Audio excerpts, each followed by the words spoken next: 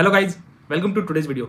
तो गाइज आज की वीडियो बहुत ज़्यादा इंटरेस्टिंग है क्योंकि आज की वीडियो है मैथ के बारे में कि कोडिंग के लिए मैथ की कितनी इंपॉर्टेंस है। ठीक है, रिसेंटली अभी क्या हुआ, जस्ट मेरे कुछ स्टूडेंट्स ने ना मुझसे पूछा कि सर मैथ की कितनी जरूरत है अभी कोडिंग में। तो मैंने इग्नोर कर दिया शुरुआत में, बट बहुत सारे स्टूडेंट्स मेरे से पूछने लगे। तो मैंने पूछा कि एकदम सडनली हुआ क्या, तुम लोग सडनली मैथ के पीछे क्यों पड़ गए। तो उन्होंने बोला कि एक यूट्यूबर है जो उन्होंने वीडियो बनाया था अभी रिसेंटली कि मैथ की इंपॉर्टेंस बताई थी उन्होंने अपने वीडियो में कोडिंग के लिए। तो उन्होंने 6 टॉपिक्स बताए थे कि ये टॉपिक्स तो बहुत ही ज़्यादा जरूरी है करने के लिए अगर आपको कोडिंग सीखनी है। तो नो मैथ नो जॉब, ऐसा उनका टाइटल था। ठीक है, तो वो वीडियो मैंने देखा। तो वो वीडियो देखने के बाद ना मुझे एक स्टोरी याद आई, एक फनी स्टोरी है। ठीक है, पहले मैं स्टोरी सुनाऊंगा आपको, फिर उसके बाद हम वीडियो आगे कंटिन्यू करेंगे। ठीक है, तो जल्दी से स्टोरी सुनाता हूँ मैं। एक बार पुराने टाइम की बात है, एक गाँव में एक बाबा जी आए। ठीक है, बाबा जी साधु वगैरह। तो वो साधु आए थे हिमालय से। ठीक है, तो उस टाइम पे हिमालय से जो साधु आते थे उनकी बहुत वैल्यू होती थी। ठीक है, जैसे एग्जांपल के तौर पे जैसे आज के टाइम में फैंग वालों की है। ठीक है, कि अगर कोई हिमालय से आया है तो वो नॉलेजेबल होगा डेफिनेटली, ऐसा मानते थे उस टाइम पे। ठीक है, जैसे आज फैंग से अगर कोई फैंग में जॉब करके आया है तो वो है नॉलेजेबल है। ठीक है, तो चाहे वो 1-2 महीने करके आया हो, अगर 2 महीने करके आएगा फैंग में, वो उसको टैग लग जाता है कि वो एक्स फैंग वाला बन जाता है। ठीक है, सिमिलरली अगर वहां पे भी उस टाइम पे अगर कोई 2-3 महीने भी अगर हिमालय पे रह के आया तो उस पर टैग लग जाता था कि एक्स हिमालय रिटर्न है। ठीक है, तो उसकी वैल्यू एकदम से बढ़ जाती थी मार्केट में। ठीक है, उसकी एकदम से सब लोग प्रवचन सुनने लग जाते थे उसके, और बिल्कुल बातें ध्यान से सुनते थे सब लोग। ठीक है, और जो बाकी जो दूसरे साधु थे वो बेचारे 10-12 साल से जो अपने लोकल एरिया में जो तपस्या कर रहे थे उनकी कोई सुन नहीं रहा था, उनकी सुनता ही नहीं था कोई, क्योंकि वो हिमालय नहीं गए थे कभी। तो वैल्यू असली हिमालय वालों की थी। ठीक है, हिमालय से जो होकर आया वही असली नॉलेजेबल पर्सन माना जाता था। उस टाइम भी ऐसा ट्रेंड चलता था। ठीक है, तो और वो जो हिमालय से साधु आते थे वो क्या करते थे, वो प्रवचन देते थे अलग अलग गांव में जाके। ठीक है, अलग अलग, ताकि भाई उनको दान मिले अलग अलग जगह पे जाके। ठीक है, सिमिलरली कि जैसे आजकल फैंग वाले रिजाइन डाल के फिर वो कोर्सेज देते हैं अलग अलग टेक्नोलॉजी के। ठीक है, इस तरह का एक सिस्टम था। ठीक है, तो क्या हुआ, वो जो थे बाबा जी फैंग वाले, ठीक है सॉरी बाबा जी हिमालय वाले, तो उन्होंने एक गांव में ऐसा शिविर चल रहा था उनका प्रवचन का। ठीक है, तो उस शिविर में क्या हुआ, एक बार ऐसे प्रवचन दे रहे थे वो। ठीक है, तो उसमें एक लड़का आया, उसने बोला कि बाबा जी मेरी ना मतलब हमारे घर में ना 10 साल से बच्चा नहीं हो रहा। ठीक है, कोई सोल्यूशन बताओ। ठीक है, तो बाबा जी ने बोला कि यार क्या बताऊँ। बाबा जी ने सोचा थोड़ी देर, उसका हाथ देखा बाबा जी ने, और हाथ देखने के बाद बोला कि आप भाई तुम एक काम करो, तुम समोसे नहीं खाते होगे पक्का। तो वो बोला कि कि बाबा जी मैं समोसे खाता हूँ। तो उसने बोला कि समोसे, अच्छा समोसे खाते हो तो तुम रिफाइंड में खाते होगे, सरसों के तेल में नहीं खाते होगे। बोला नहीं बाबा जी मैं तो सरसों के तेल में खाता हूँ। बोला अच्छा ठीक है। फिर बाबा जी ने थोड़ी देर और सोचा, बोला तुम ना, अच्छा मैं समझ गया तुम्हारी दिक्कत क्या है, तुम चटनी नहीं खाते। बोला नहीं मैं बाबा जी चटनी तो खाता हूँ। वो भी जिद्दी किस्म का था इंसान कोई, कह रहा नहीं चटनी खाता हूँ बाबा जी मैं।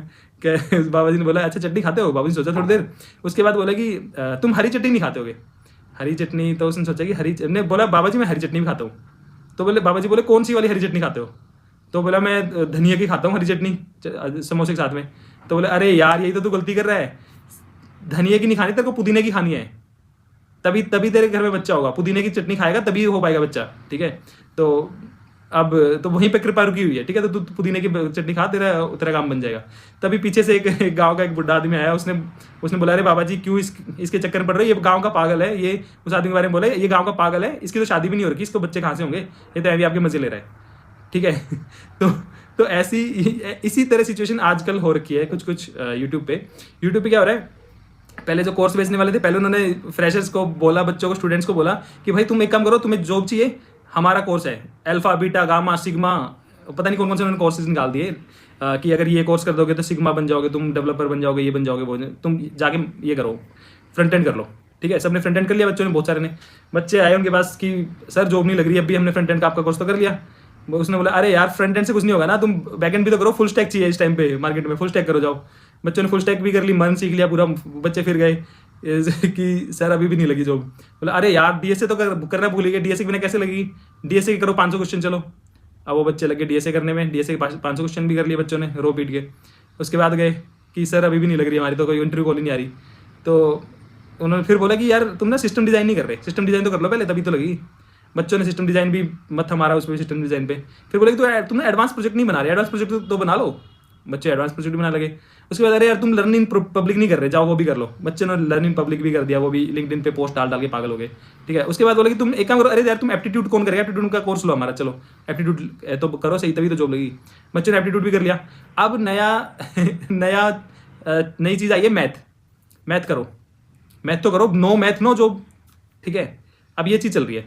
बच्चे क्या है कि देखो ये आपको ये टॉपिक ना बहुत ही आपको नॉन सीरियस और आपको वैसा लग सकता है, लेकिन ये टॉपिक सीरियस है। ये सीरियस उन लोगों के लिए है कि अगर जो इंसान, आप एक बच्चे की एक मेंटल सिचुएशन समझो, जो कि जिसको अभी सिचुएशन नहीं पता रियलिटी में क्या है, वो कोडिंग सीखना चाह रहा है, ठीक है, उसको बार बार मिसगाइड किया जाता है, बार बार नई चीज दिखाई जाती है। वो ऑलरेडी इतना ओवरवेलम है ना चीजों को देख देख के कि वो ऑलरेडी कंफ्यूज है। उसको एबीसी तो आ नहीं रही, उसको तुम नोवेल करने के लिए बोल रहे हो और उसको वो चीज करने के लिए बोल रहे हो जो कि चीज जरूरत है ही नहीं, ठीक है। कोडिंग के जो 6 टॉपिक बताए हैं, ठीक है, सॉरी मैथ के जो 6 टॉपिक बताए इन्होंने उस वीडियो में, ठीक है यार, मैं कह रहा हूं उस वीडियो पे भी कुछ बच्चों ने कमेंट कर रखे कि भाई मेरे तो पूरा करियर हो गया, मैंने तो मैथ कभी नहीं किए। जो मैथ है ना वो आपको एआई और जो मशीन लर्निंग करते हो ना उसमें आपको जरूरत पड़ती है मैथ की। कोडिंग में आपको कौन सा, मैथ में आप कौन सा कोड लिखोगे यार, कौन सा आप मैथ लिखोगे उसमें कोडिंग के टाइम पे? और उसमें मैथ का अभी आप बोलोगे नहीं हमें थोड़े बहुत क्वेश्चन करने के लिए मैथ की जरूरत पड़ती है। यार ऐसे तो कोई हर एक जॉब के लिए चाहिए। अगर तुम सेल्समैन हो तो तब भी तुम्हें बेसिक मैथ तो आना चाहिए ना, उतना 10th वाला मैथ तो सबको आना चाहिए। अगर तुम ग्रोसरी शॉप पे कोई हो, अगर ग्रोसरी शॉप पे वहां पे मैथ आना चाहिए तुम्हें, थोड़ा बहुत कैलकुलेशन। कौन सी ऐसी जॉब है जिसमें मैथ नहीं आना चाहिए? इतनी तो सबको आनी चाहिए मैथ। फिर अब ये नहीं बोल सकते ना कि नो मैथ नो जॉब। बच्चे मैथ करने लगे, उसमें कमेंट में देखना बच्चे ने कितने सबने लिखना शुरू कर दिया कि मैं सर रिसोर्सेज बता दो मैथ करने के, या फिर मैंने ये चैप्टर कर लिए, ये करने लगा हूं मैं। उनको और डाइवर्ट करके वहां पे भेज दिया मैथ करने के लिए। एक जो कोई स्टूडेंट है ना यार, उसके पीछे एक फैमिली जुड़ी होती है, फैमिली उम्मीद कर रही होती है कि इसकी जॉब कब लगेगी, ठीक है। उसको अगर अगर एरोप्लेन है ना, एरोप्लेन को अगर आप 1 डिग्री भी मूव करते हो ना इधर उधर भी उड़ते टाइम, वो अगर उसको यहां पहुंचना होगा ना, अगर दिल्ली पहुंचना होगा ना, वो कलकत्ता पहुंच जाएगा। अगर आपने 1 डिग्री भी उसकी डायरेक्शन चेंज कर दी, आप उसको थोड़ा सा भी गलत डाइवर्ट कर दोगे ना, वो आपको कुछ बच्चे इतना ब्लाइंडली फॉलो करते हैं वो रिसर्च करने लग जाएंगे उधर मैथ के चक्कर में ही। मैथ की यार, कोडिंग में मैथ की जरूरत है यार। पहले उनको अब मैं क्या बताऊं, अब मैं हर एक बिल्कुल डीप में नहीं जाऊंगा कि टॉपिक पे कि इसकी क्या जरूरत है। आप चैट जीपीटी से सर्च कर लेना है, सिंपल बात है कि मैथ की जरूरत है क्या नहीं है। चैट जीपीटी से मैंने पूछा, मुझे लगा कहीं मैं ही तो गलत नहीं हूँ, मैं ही तो नहीं हूँ कि 12 साल से तो बिना मैथ के कोडिंग कर रहा हूँ। कहीं ऐसा तो नहीं कि किसी और दुनिया में मैथ की जरूरत पड़ती है और तरह कोडिंग होगी। चैट जीपीटी में बोला मैथ की जरूरत नहीं है। मशीन लर्निंग में डेफिनेटली मैथ की जरूरत है, वो है मैथमेटिकल वो चीज़। वो मैंने अपनी रोड मैप वाली वीडियो में बताया था कि उसमें चाहिए मैथ ऑब्वियसली, लेकिन नॉर्मल कोडिंग में, डेवलपमेंट में किसको मैथ चाहिए यार? उसमें से कुछ स्टूडेंट मेरे से बोलने लगे सर हो सकता है कि फैंग में जरूरत होती हो। फैंग वाले है ना, तो फैंग में जरूरत होती होगी। यार फैंग में जरूरत होती, मतलब फैंग में क्या अलग सिंटेक्स चल रहा है क्या कोडिंग का? फैंग में अलग कॉन्सेप्ट चल रहा है क्या? मजाक है? किस तरह का मजाक चल रहा है? फैंग में कौन से रॉकेट बन रहे हैं? फैंग में तो ये ऐप डेवलपमेंट और ये फ्रंट एंड बैक एंड और वेब डेवलपमेंट और ऐप डेवलपमेंट, इसके अलावा क्या हो रहा है फैंग में बताओ? आप अपने भैया दीदी से पूछ लो जो फैंग के वो कर रहे हैं, वो क्या कर रहे हैं अपनी रियल जॉब में, उन्होंने क्या किया था बताओ? जिन भैया ने बनाया no job no math no job, उनका मैंने खुद वीडियो देखा था। वो खुद मोबाइल ऐप डेवलपमेंट करते थे अपनी फैंग कंपनी में, जब वो करते थे थोड़ा टाइम के लिए, फिर वो फ्रंट एंड कर रहे थे। और ये लोग दूसरों को बोलते हैं कि तुम रियल लाइफ प्रॉब्लम सोल्व कर पाओगे इनसे। एक नया है कि रियल लाइफ प्रॉब्लम अगर तुमने करनी है तो तुम्हें ये सब चीजें करनी पड़ेगी, कॉम्पिटिटिव प्रोग्रामिंग करनी पड़ेगी, ये करना पड़ेगा रियल। यार आप लोग को किसने, एक चीज बताओ कि कौन है जो रियल लाइफ प्रॉब्लम सोल्व कर रहा है? कौन सा डेवलपर कर रहा है बताओ? ठीक है, आप लोग डीएसए करके कुछ भी करके फैंग में जाते हो, ठीक है, फैंग में चले गए, फैंग में जाने के बाद फ्रंट एंड करोगे, बैक एंड करोगे, या वेबसाइट डेवलप करोगे, या ऐप डेवलप करोगे। इसके अलावा कोई क्या कर रहा है बताओ? काम तो वही कर रहे हो ना आप कौन सा किसकी रियल लाइफ प्रॉब्लम और किसकी लाइफ चेंज कर रहे हो आप उसमें? फिर आप वहां से रिजाइन डाल के आप कोर्स बेच रहे हो। आपने कौन सा रियल लाइफ प्रॉब्लम सोल्व करी भाई? आपने भी तो अपनी प्रॉब्लम सोल्व करी है ना, मनी की, या जो भी आपने प्रॉब्लम सोल्व करी है कोर्स बेच के। आपने कौन सी रियल लाइफ प्रॉब्लम सोल्व करी है अपने कोड के थ्रू बताओ? और कौन सा डेवलपर है जो कर रहा है? कुछ बच्चों को ब्रेन वॉश करके ना उधर ले जाया जा रहा है टोटली कि ये एक अलग चीज है कुछ जो रियल लाइफ प्रॉब्लम हम सोल्व करेंगे, और ये जो डेवलपमेंट कर रहे हैं, वेब डेवलपमेंट कर रहे हैं, कुछ डेवलपमेंट कर रहे हैं, ये लोग पागल है। ये तो बिल्कुल इनको कुछ नहीं आता। हम कॉम्पिटिटिव प्रोग्रामिंग करेंगे, हम रियल लाइफ प्रॉब्लम सोल्व करेंगे। भाई कोड लिख के कौन सी रियल लाइफ प्रॉब्लम सोल्व करोगे तुम? रियल लाइफ प्रॉब्लम होती है ना, वो मैं बताता हूँ क्या है। गरीबी है, अगर कोई भूखा है, ठीक है, उसको रियल लाइफ प्रॉब्लम, उसको क्या अपने एल्गोरिदम का पराठा बना के खिलाओगे उसको? क्या करोगे अपनी कोडिंग से भाई उसका? रियल लाइफ प्रॉब्लम ना, हमेशा याद रखना, रियल लाइफ प्रॉब्लम पैसे से सॉल्व हो सकती है, ठीक है, और पैसे कमाने के लिए आपको बिजनेस करना पड़ेगा, ठीक है। कोडिंग लिख के आप कोई रियल लाइफ प्रॉब्लम सॉल्व नहीं कर सकते। अगर आपको बिजनेस करने के लिए आपको दुनिया से इंटरेक्ट करना पड़ेगा, दुनिया को समझना पड़ेगा आपको। आप ये नहीं कर, आप एक कमरे में बैठ के लीड कोड की आपको 500 क्वेश्चन सॉल्व करके, या आप कॉम्पिटिटिव प्रोग्रामिंग में अपनी रैंक बढ़ा के आप वो नहीं कर रहे हो, कोई रियल लाइफ प्रॉब्लम सॉल्व नहीं कर पाओगे। रियल लाइफ प्रॉब्लम आप तब सॉल्व कर पाओगे जब आप एक बिजनेस बनाओगे, बिजनेस के थ्रू आप रियल लाइफ प्रॉब्लम सॉल्व करोगे, और वो पैसे के थ्रू होगी, ठीक है। शार्क टैंक में आप देख लो, एग्जाम्पल के तौर पर बताता हूँ। शार्क टैंक में कौन सा ऐसा शार्क जो कोडिंग करके बनाए भाई, लेकिन वो रियल लाइफ प्रॉब्लम सॉल्व कर रहे हैं। शादी.com पे अनुपम मित्तल ने शादी.com खोली है, उसने रियल लाइफ प्रॉब्लम सोल्व किया ना, जिसको शादी जो मैच मेकिंग कर रहा है ना, वो रियल लाइफ प्रॉब्लम वो सोल्व कर रहा है थ्रू बिजनेस। याद रखना, रियल लाइफ प्रॉब्लम हमेशा बिजनेस के थ्रू सोल्व हो सकती है और पैसे के थ्रू सोल्व हो सकती है। ये सब ड्रामेबाजी है फालतू की। उधर कार 24 वाला दूसरा बंदा है, जो भी है, नाम मेरे को याद नहीं है, वो क्या कर रहा है, वो भी जो शार्क टैंक में है, उसने भी रियल लाइफ प्रॉब्लम सोल्व करी ना। पुरानी गाड़ियां जो हैं लोगों की, जो कुछ लोग पुरानी गाड़ी खरीदना चाहते हैं, कुछ गाड़ियां सेल करना चाहते हैं, वो है रियल लाइफ प्रॉब्लम, वो सोल्व कर रहा है ना बिजनेस के थ्रू। उसकी टीम में डेवलपर होंगे बहुत सारे, हजारों की टीम होगी उसकी, उसमें से एक डेवलपर आप बन जाओगे। आप रियल लाइफ प्रॉब्लम सोल्व नहीं कर रहे, आप सिर्फ अपनी जॉब करोगे, आप सिर्फ अपने लिए अर्निंग करोगे, आप अपनी प्रॉब्लम सोल्व करोगे, अपनी फाइनेंशियल प्रॉब्लम। बस अगर आपको रियल में इंपैक्ट डालना है तो आपको बिजनेस करना पड़ेगा। अगर बिजनेस करना है तो आपको दुनिया को समझना पड़ेगा और कंप्यूटर की दुनिया से बाहर आना पड़ेगा, ठीक है? तभी आप रियल लाइफ प्रॉब्लम सोल्व कर पाओगे। आप रियल लाइफ प्रॉब्लम के चक्कर में ना आपको पूरा एक शेल में डाल के और आपको एल्गोरिथम की दुनिया में घुसाया जा रहा है, ठीक है? अब ये बताओ, जो बाकी सर्विस बेस्ड कंपनी है, कोई भी कंपनी है, दूसरी कंपनी है, नॉन फैंग कंपनी है, वो क्या रियल लाइफ प्रॉब्लम नहीं सोल्व कर रही है क्या? वो क्या मार्स की या चांद की प्रॉब्लम सोल्व कर रहे हैं हम लोग? बताओ। आज जो हम लोग काम कर रहे हैं, ठीक है, चल अलग अलग, और मैं कोई भी प्रोजेक्ट की बात कर रहा हूँ, सब कोई ना कोई प्रोजेक्ट है, कोई भी, वो एक बिजनेस से लिंक्ड है, और वो बिजनेस कोई ना कोई रियल लाइफ प्रॉब्लम सोल्व कर रहा होता है, एंड हम लोग उसका एक पार्ट है। हम लोग we are just brick in the wall. हम सब मिलकर उसको एक कंस्ट्रक्ट करते हैं, इसलिए डेवलपर बोला जाता है। वो डेवलप करते हैं, हम चीजों को इकट्ठा कंस्ट्रक्ट करते हैं बेसिकली। अगर आपको लगता है कि आप अकेला एक कोड से आप चमत्कार कर दोगे, तो ऐसा कुछ नहीं होने वाला। आपको as a team member perform करना पड़ेगा, और एज ए टीम आपको लेके आगे जाना पड़ेगा।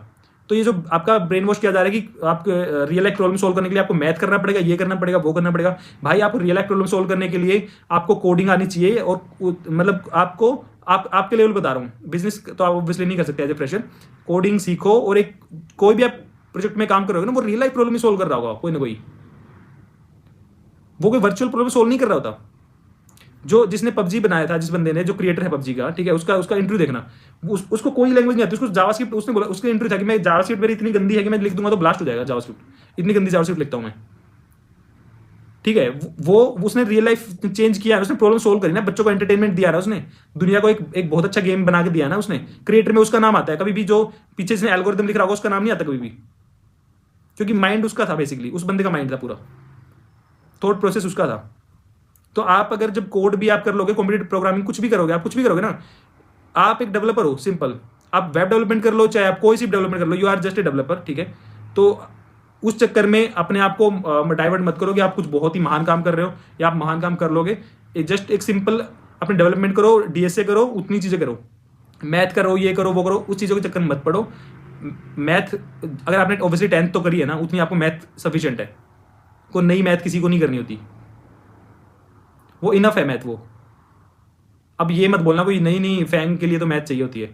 भाई, अगर फैंग के लिए मैथ चाहिए होते हैं ना, तो फिर ठीक है, करो मैथ, करो फिर बैठ के पूरा मैथ करना, फिर अच्छे से 11th 12th बीटेक वाला सारा करना, सारे चैप्टर कर देना, सारे चैप्टर नहीं 6 चैप्टर करना अच्छे से, फिर ठीक है, ओके, मैथ करना फिर। क्योंकि इंटरव्यू में यार, जो आपका फोकस है ना, पहली जॉब लेना है, उसके बाद आपको जो आपका पोटेंशियल है ना, जो आपको उखाड़ना है लाइफ में एज ए डेवलपर, वो आपके पास है टाइम उखाड़ना फिर आराम से। अभी अपने आप को डाइवर्ट मत करो, अपना फोकस जॉब लेने पे रखो, जो आपकी पूरी कंसंट्रेशन है वो डेवलपमेंट। क्योंकि देखो, फैंग हो चाहे मैंग हो चाहे टैंग हो, ठीक है, करनी आपको डेवलपमेंट ही है। आप अभी उसको समझो या मत समझो, ठीक है। आपको कोई कुछ भी बोले, आपको डेवलपमेंट ही करनी है। फ्रंट एंड डेवलपमेंट करोगे, बैक एंड करोगे, फुल स्टैक करोगे, ऐप डेवलपमेंट करोगे, वेब डेवलपमेंट करोगे, करनी आपको डेवलपमेंट ही है। आपको एल्गोरिथम लिखने के लिए कोई नहीं बैठाएगा कि भाई तुम एल्गोरिथम लिखो, ये बंदा हमने हायर किया, ये एल्गोरिथम लिखेगा सारा, ऐसा नहीं होता है। चीजों को हमने एक आगे बढ़ाई, प्रोजेक्ट को सब लोग मिलकर आगे बढ़ा रहे होते हैं, वो प्रोजेक्ट की सक्सेस मैटर करती है। जैसे टीम वर्क होता है ना, टीम वर्क क्रिकेट खेलते हैं, उसमें किसने कितने छक्के मारे वो मैटर नहीं करता है। अगर टीम हार गई ना, तो वो कोई अगर छक्के चौके आपके वेस्ट है सारे, ठीक है। तो टीम में इंडिविजुअल परफॉर्मेंस कुछ नहीं होती है, टीम में टीम वर्क होता है, जो आप रियल में काम करते हो। और क्लाइंट है या जो भी आपका प्रोजेक्ट जो लीड है, जो भी है, वो एज ए टीम ही लेके आगे बढ़ता है आपको। तो आपको लग रहा है कि मैं कुछ ज्यादा चमत्कार कर दूंगा ऐसे, और आप फैंग में जाके आप सोच रहे हो कि मैं कुछ अनोखा करूंगा फैंग में जाके, ठीक है। भाई, फैंग में जो भी जाता है ना, वो डीएसए करके ही आता है। तो आपको रॉकेट साइंस नहीं करके जाओगे। आपके जो साइड में लेफ्ट में बैठा हुआ ना, वो भी डीएसए करके आया था फैंग में, उसका इंटरव्यू तभी क्लियर हुआ था। और जो आपके राइट में बैठा हुआ, वो उसने भी डीएसए किया था। आपके सामने बैठा है ना, जो उसने भी डीएसए किया था। आपके जो पीछे बैठे हैं ना, जो 50 लोग, उसने भी डीएसए कर रखे सबने। तो उसमें कोई ज़्यादा वो नहीं है। इसमें कमेंट सेक्शन में बच्चे मैंने देखा कई बार लड़ाई करते होते हैं वेब डेवलपमेंट के ऊपर और एल्गोरिथम के ऊपर। कोई बोलता है कि वेब डेवलपमेंट वालों को कि अरे यार ये तो, अरे तुम तो वेब डेवलपमेंट वाले हो, तुम तो ये हो वो। भाई आप भी वेब डेवलपमेंट वाले ही हो। आप कोई एल्गोरिथम लिखने के लिए कोई हायरिंग नहीं करता है कि एल्गोरिथम के लिए हमने एक रोहित को हायर कर लिया है, एल्गोरिथम लिखेगा बैठ के पूरा रोहित, सारे एल्गोरिथम कंपनी के आएंगे, अरे उससे रोहित से लिखवाओ, वही लिखता है, एल्गोरिथम स्पेशलिस्ट है वो। ऐसा नहीं होता है, ठीक है। वो वेब डेवलपमेंट का पार्ट होता है। वेब डेवलपमेंट आपको करनी पड़ेगी, वो आप अभी करो चाहे मत करो, बाद में करो। बाद में आपको मेरी बात अभी मे भी कुछ लोग ऑफेंडेड हो जाए, जो भी किसी का ड्रीम है वो टूट जाए, may be, I don't know, but आपको रियलाइज होगा कि ये बंदा सही, उस दिन वो बंदा सही कह रहा था वीडियो में। समझे बात को? तो देखो यार, एक और मेरी इनसे क्रिएटर से भी रिक्वेस्ट है, भाई आप जो भी वीडियो बनाओ ना, उसमें सोच के देखो कि उस वीडियो का इंपैक्ट क्या पड़ेगा, क्योंकि बहुत सारे लोग आपको ब्लाइंडली फॉलो कर रहे होते हैं। एक छोटे से एक व्यूज के लिए या कुछ भी रैंडमली सेंसेशनल टॉपिक बनाने के लिए ना, उनको मिसगाइड मत करो, उनको रियलिटी पिक्चर दिखाओ। वो बच्चे हैं, वो बहुत ही ज़्यादा होप में आपको फॉलो करते हैं, तो उसका प्लीज़ उसका थोड़ी वैल्यू रखो। ऐसे कुछ भी मत बनाओ यार उसके लिए, ठीक है। तो यही था इस वीडियो पे टेक, ठीक है। मैथ करने की भाई नहीं है, अगर आपने 10th तक का मैथ करा है ना, आई होप कि सबने 10वीं पास करी होगी, ठीक है। किसी ने चीटिंग नहीं करी होगी, तो 10वीं पास अगर आपने करी है तो you are good to go with math, ठीक है। आपको कोडिंग जितना मैथ आता है, ठीक है। और डीएसए के लिए भाई अगर कोई खतरनाक ही कुछ कर रहा है तो मे बी भाई मुझे भी नहीं पता हो, ठीक है। तो हो सकता है कि मैं ही गलत हूँ पूरा, ठीक है। But this video was according to my perspective, ठीक है। तो ये कोई हेट या वैसा कुछ नहीं है, जस्ट एक करेक्शन है, क्योंकि हो सकता है कि उस वीडियो को देख के कुछ बच्चे गलत डायरेक्शन चल जाए, तो उनको जस्ट करेक्ट करने के लिए वीडियो है। अदरवाइज मेरा कोई वो नहीं है।